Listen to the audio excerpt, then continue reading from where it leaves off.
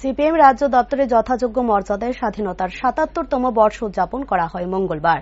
জাতীয় পতাকা উত্তোলন করেন সিপিএম রাজ্য সম্পাদক জিতেন্দ্র চৌধুরী। দলীয় পতাকা উত্তোলন করেন সম্পাদক মণ্ডলীর সদস্য নারায়ণ কর। বক্তব্য রাখতে গিয়ে জিতেন্দ্র চৌধুরী বলেন, আজ দেশের ৭৭তম স্বাধীনতা দিবস, তা অত্যন্ত দেশের জন্য গৌরবজনক দিন। ভারতবর্ষের স্বাধীনতার সার্বভৌমত্ব আজ বিপন্ন।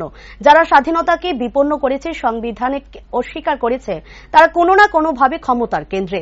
তিনি আরো বলেন, সমস্ত গণতান্ত্রিক এবং দেশপ্রেমিক ধর্মনিরপেক্ষ শক্তিকে স্বাধীনতা দিবসের শপথ গ্রহণ করতে হবে, যেন প্রকৃত স্বাধীনতার মধ্য দিয়ে গোটা দেশ পরিচালিত হয়। আজকের দিনে সেই শপথ সবাইকে নিতে হবে।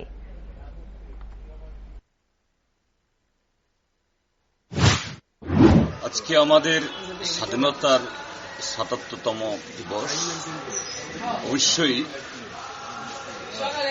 পুরো জাতির জন্য এটা অত্যন্ত একটা গৌরবজনক দিন এবং এটা শুধু আনুষ্ঠানিকভাবে উদযাপনের জন্য না, আমাদের পূর্বপুরুষরা, স্বাধীনতা সংগ্রামীরা যে লক্ষ্য, যে স্বপ্নকে সামনে রেখে এই স্বাধীনতা অর্জনে তাদের জীবন যৌবন কুরবানি দিয়েছেন।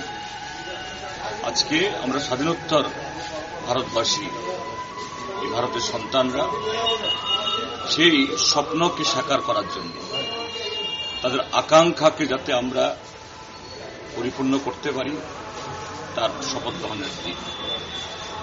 যদিও এটা অত্যন্ত আনন্দের দিন, পবিত্র দিন, তবু বলতে হচ্ছে এই ৭৭তম দিবসে যখন আমরা একদিকে আনন্দ করছি, নিশ্চয়ই আমরা করব সবাই মিলে, কিন্তু অন্যদিক থেকে আমাদের স্বাধীনতা, আমাদের সার্বভৌমত্ব, যে স্বাধীনতা আমাদেরকে সংবিধান দিয়েছে, এটা বিপন্ন।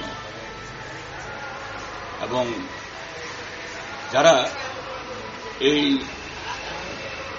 স্বাধীনতাকে বিপন্ন করছে, সংবিধানকে যারা অস্বীকার করছে, কোনো না কোনোভাবে তারা ক্ষমতার কেন্দ্রে।